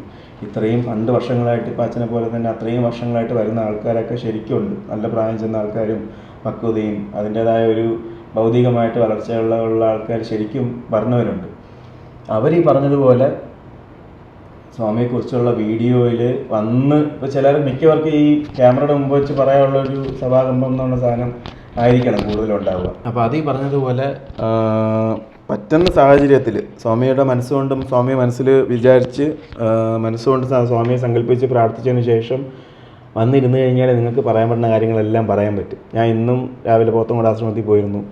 പോത്തങ്കോട് ആശ്രമത്തിൽ പോയിട്ട് ഞാൻ ഇങ്ങനെ പറഞ്ഞു, ഇന്ന് വീഡിയോ ഷൂട്ടുണ്ട്, നിങ്ങൾ വരാൻ പറ്റുമെങ്കിൽ വരണം എന്ന് പറഞ്ഞപ്പോഴത്തേക്ക് ഞാൻ മനസ്സുകൊണ്ട് നോക്കിയപ്പോഴത്തേക്ക് ഞാൻ പണ്ട് സ്വാമി എൻ്റെ അടുത്ത് പറഞ്ഞിട്ടുണ്ട്, ഇങ്ങനെ ഇതൊന്നും പുറത്ത് പറയാൻ പാടില്ല എന്നുള്ളൊരു ഇത് പറഞ്ഞിട്ടുണ്ട്. എനിക്കിപ്പോൾ 30 വയസ്സായി, കൊച്ചിലോട്ട് പോണെയാണ്. ഞാൻ കേക്ക് ഇതുവരെ സ്വാമി ഒരു കാര്യം പറഞ്ഞിട്ട് അത് പുറത്ത് പറയാൻ പാടില്ല കേട്ടോ പിള്ളേ, ഇത് സ്വാമിയുടെ അടുത്ത് അല്ലെങ്കിൽ നിങ്ങൾക്ക് വേണ്ടി മാത്രം ഞാൻ പറഞ്ഞു തരുന്ന ഒരു രഹസ്യമാണ്, ഇത് പുറത്ത് പറയരുത് എന്ന് എൻ്റെ ഒരു വളരെ ചെറിയ എക്സ്പീരിയൻസ് ആണ്. എനിക്ക് 30 വയസ്സേ ഉള്ളൂ. ഈ വർഷ കാലയളവിൽ ഞാൻ കേട്ടിട്ടില്ല. ഒരാളുടെ അടുത്ത് പറയണമെങ്കിൽ സ്വാമി കമ്മ്യൂണിക്കേറ്റ് ചെയ്യുന്നത് ദർശനത്തിൽ കൂടെയോ സ്വപ്നത്തിൽ കൂടെയോ, അല്ലെങ്കിൽ പറഞ്ഞതുപോലെ ഒരു കാര്യം പറഞ്ഞിട്ട് ഈ പറഞ്ഞതുപോലെ ഇൻഡയറക്റ്റായിട്ട് നമ്മളിലേക്ക് എത്തിക്കേണ്ട മെസ്സേജ് എത്തിക്കുന്നുള്ളതല്ലാതെ പറയില്ല. അപ്പം സ്വാമിയെ പറ്റി പറയാൻ നമ്മളേ ഉള്ളൂ. നമുക്ക് അത്രയും ഭാഗ്യവും നമുക്ക് മുൻജന്മ സുഹൃത്തവും നമുക്കൊരു ഭാഗ്യം ചെയ്ത ജന്മങ്ങളായതുകൊണ്ടൊക്കെ ആയിരിക്കാം സ്വാമിയുടെ അടുത്തൊക്കെ ആയിരിക്കാമെന്നല്ല, ആയതുകൊണ്ട് തന്നെയാണ് സ്വാമിയുടെ അടുത്ത് വരാൻ പറ്റുന്നതും. ഇപ്പം ഈ റീസെൻ്റായിട്ട് സമാധി സ്ഥലത്ത് ജീവസമാധി പോയി പ്രാർത്ഥിക്കുന്ന ആൾക്കാരുണ്ട്. സ്വാമി നേരത്തെ കണ്ടിട്ട് പോലും ഉണ്ടാവില്ല. അവിടെ പ്രാർത്ഥിച്ചിട്ട് പോലും അത്രയും റിസൾട്ട് കിട്ടുകയും സ്വാമിയുടെ നമുക്കൊരു ഗൈഡൻസ് കിട്ടുന്ന ആൾക്കാർ ഇപ്പോഴും ഉണ്ട്. അത് ഞാനിപ്പോൾ ദുബായ് വർക്ക് ചെയ്യുമ്പോൾ അങ്ങനെ ഇപ്പം ജയനാരായണജി എന്നുള്ള പേര് കണ്ടിട്ട് വന്നിട്ട് ചിന്താലയ ആശ്രമത്തിൻ്റെ പോകുന്ന ജയനാരായണജി തന്നെയല്ലേ എന്ന് പറഞ്ഞിട്ട് പറഞ്ഞവരുണ്ട്. ഞാനിങ്ങനെ സ്വാമിയെ പ്രാർത്ഥിച്ചുകൊണ്ടിരിക്കാറുണ്ട്, അല്ലെങ്കിൽ എനിക്ക് സ്വപ്നത്തിൽ കാണാറുണ്ട് എന്ന് പറയുന്ന വരുന്നവരുണ്ട് ഭയങ്കരമായിട്ട്. അത് യങ് പീപ്പിൾ തൊട്ട് പ്രായം ചെന്ന ആൾക്കാർ വരെ ഉണ്ട്. അപ്പോൾ ഞാൻ ഇന്നും ഒരാളെ വിളിച്ചിരുന്നു, മാമ എങ്ങനെയാണ്, പേരൊന്നും പറയണില്ല, എന്നെങ്ങനെയാണ് നിങ്ങൾ വരാത്തത്, അച്ഛൻ്റെ അടുത്ത് വന്ന് അതൊക്കെ സംസാരിക്കണ്ട, സ്വാമിയെക്കുറിച്ച് മാമനൊക്കെ നല്ലപോലെ ഇതുണ്ട്. കാരണം സ്വാമിയായിട്ടൊക്കെ ഭയങ്കര സംസാരിക്കുകയും സ്വാമി അങ്ങോട്ട് സംസാരിക്കുന്ന ഒരാളെ കാണുമ്പം നമുക്ക് ഇരിക്കുന്ന ബാക്കിയുള്ളവർക്കറിയാം സ്വാമിക്ക് എത്രത്തോളം ആ വ്യക്തിയിലടുത്ത് ഒരു അടുപ്പവും സ്നേഹബന്ധവും, അല്ലെങ്കിൽ അയാൾ ഉടായിപ്പാണോ കള്ളനാണെന്നൊക്കെ കറക്റ്റ് അറിയാൻ പറ്റും. കാരണം സ്വാമിയുടെ ഇടപെടൽ കണ്ടിട്ട്. അങ്ങനെ ഒരാളെയാണ് ഞാൻ ഇന്ന് വിളിച്ചപ്പോഴത്തേക്ക് കുറേ പറഞ്ഞിട്ട് പുള്ളി പറഞ്ഞു, അങ്ങനെ സ്വാമി പറഞ്ഞ കാര്യങ്ങളൊന്നും അവിടെ പോയി വിളമ്പരുത് എന്ന് പറഞ്ഞിട്ടുണ്ടെന്ന് പറയുന്നു. ഈ വിളമ്പരുതെന്നാണ് വാക്കേ ഭഗവാൻ യൂസ് ചെയ്യാറില്ല, ഇതുവരെ ഞാൻ കേട്ടിട്ടില്ല. അപ്പോൾ അത് എന്തെങ്കിലും ഒരു ക്യാമറയുടെ മുന്നേ വരാനുള്ളൊരു ബുദ്ധിമുട്ടായിരിക്കാം. അത് നിങ്ങൾക്ക് മനസ്സിലാവാത്തതുകൊണ്ടാണ്. ഇവിടെ ഭഗവാന്റെ പ്രസൻസ് ഉള്ള ഒരു സ്ഥലമാണ്. സ്വാമി ഇവിടെ പൗർണമി തോറും വായന ഉണ്ടായിരുന്ന ഒരു സ്ഥലമാണ് നമ്മളെ പൂജാമുറി എന്ന് പറയുന്നത്. നമ്മളെ വീട്ടിലെ ഏറ്റവും വലിയ മുറിയാണ് സ്വാമിയുടെ മുറി. നീ പാടിയിട്ടുണ്ട്, ഭജന ചെയ്തിട്ടുണ്ട് രാജി ആൻറ്റിയായിട്ട്. അപ്പോൾ അത്രയും പോസിറ്റീവ്നെസ് ഉള്ള സ്ഥലമാണ്. ഇവിടെ സ്വാമിയുടെ പഴയ കാലഘട്ടങ്ങളോട്ടുള്ള ഏറ്റവും ലേറ്റസ്റ്റ് ആയിട്ടുള്ള സ്വാമിയുടെ ഫോട്ടോ വരെയുണ്ട്. അപ്പോൾ നമുക്ക് എല്ലാ കാലഘട്ടത്തിലുള്ളവരും വന്നാലും സ്വാമിയെ ഭയങ്കരമായിട്ട് നമുക്ക് ഫീൽ ചെയ്യും. അപ്പോൾ നമുക്ക് പറയേണ്ട കാര്യങ്ങളൊക്കെ അങ്ങ് ഓട്ടോമാറ്റിക്കലി വരും. ഇന്ന് പോലും നമുക്ക് പറയണമെന്നൊക്കെ പറഞ്ഞ് നമ്മൾ വന്നിരുന്നെങ്കിലും നമ്മൾ പ്ലാൻഡോ എഴുതി വെച്ചിട്ടൊന്നും ഇല്ല. നമ്മൾ ഈ 2 പിള്ളേരും അച്ഛനും കൂടെ വന്ന് എനിക്ക് പറയുന്ന പോലെ അങ്ങ് പറഞ്ഞതാണ്. അപ്പം കാണുന്നവരാണെങ്കിലും ഇനി പറയാൻ എന്തെങ്കിലുമൊക്കെ എക്സ്പീരിയൻസോ അല്ലെങ്കിൽ ഒരു അനുഭൂതികളൊക്കെ ഉണ്ടെങ്കിൽ വന്ന് പറയാൻ ശ്രമിക്കുക. നമ്മൾ ആശ്രമങ്ങൾ നെയ്യാറ്റിങ്കര ആശ്രമമാണെങ്കിലും കള്ളിക്കാട് ആശ്രമമാണെങ്കിലും പോത്തങ്കോട് ആശ്രമമാണെങ്കിലും എല്ലാം സ്വാമിയുടെ മക്കൾ തന്നെയാണ്. അല്ലാതെ മൂത്ത ആൾ, ഇളയ ആൾ, മൂന്നാമത്തെ ആളെന്നുള്ള സാധനമൊന്നുമില്ല. എല്ലാം ഒരു കുടുംബത്തിൻ്റെ ആൾക്കാരാണ്. അപ്പോൾ എല്ലാവരും വന്ന് പറയത്തക്ക രീതിയിൽ അനുഭവങ്ങൾ പങ്കുവയ്ക്കുക. ഭഗവാൻ ആരെ കൂടെയും പറഞ്ഞിട്ടില്ല ഭഗവാനെ കുറിച്ച് ഇങ്ങനെ പറയണമെന്നോ അല്ലെങ്കിൽ ഭഗവാന്റെ കാര്യങ്ങൾ ചാനലിലൂടെ കൊണ്ടുവരണമെന്നോ ഒന്നും തന്നെ ഭഗവാൻ ആരുടെയും പറഞ്ഞിട്ടില്ല. കാരണം ഭഗവാൻ അതിൻ്റെ ആവശ്യമില്ല. ഭഗവാൻ ഈശ്വരനാണ്, ഈശ്വരന് അതിൻ്റെ ആവശ്യമില്ല. പക്ഷെ ആവശ്യമുള്ള ആൾക്കാണ് നമുക്ക് ആവശ്യമുള്ളത് കൊണ്ടാണ് നമ്മൾ. അല്ലാതെ ഭഗവാനെ ആളുകളിൽ എത്തിക്കേണ്ട ആരാണ്? നമ്മൾ തന്നെയാണ് എത്തിക്കേണ്ടത്. അപ്പോൾ നമ്മളാണ് എത്തിക്കേണ്ടത്. അതിന് വേണ്ടിയിട്ട് ആണ് നമ്മൾ ഈ ചാനൽ തുടങ്ങി. നമ്മൾ ഇത്രയും, കാരണം ഭഗവാൻ അറിയാതെ ഒന്നുമേ ചെയ്യാൻ പറ്റില്ല. കാരണം ഈ 150 എപ്പിസോഡ് ചെയ്യണമെങ്കിൽ ഭഗവാന്റെ അനുഗ്രഹം ഇല്ലാതെ, അല്ലെങ്കിൽ ഭഗവാൻ ആഗ്രഹിക്കാതെ, അല്ലെങ്കിൽ ഭഗവാന് ഇഷ്ടമില്ലെങ്കിൽ ഈ 150 എപ്പിസോഡ് ചെയ്യാനായിട്ട് ആരെയും അനുവദിക്കില്ല. അപ്പോൾ ഇത് അനുവദിച്ചതിൻ്റെ ഭാഗം തന്നെ ഭഗവാനാണ്. അല്ലാതെ ഭഗവാൻ അറിയാതെ ചെയ്തതോ ഭഗവാൻ ഇഷ്ടമില്ലാതെ ചെയ്തതോ ഒന്നുമല്ല. ഇഷ്ടമില്ലാത്തവർ വരുന്നില്ല. അപ്പോൾ ഇഷ്ടമില്ലാത്തവർ പുതിയ പുതിയ കഥകൾ കണ്ടുപിടിക്കും. ഭഗവാൻ അങ്ങനെ പറഞ്ഞിട്ടുണ്ട്, ഭഗവാൻ എന്ന് വെച്ചാൽ ഇവരെല്ലാം ഭഗവാൻ പറഞ്ഞതെല്ലാം എഴുതി വെച്ച് ആ ലൈനിൽ മാത്രം സഞ്ചരിക്കുന്നവരാണ്.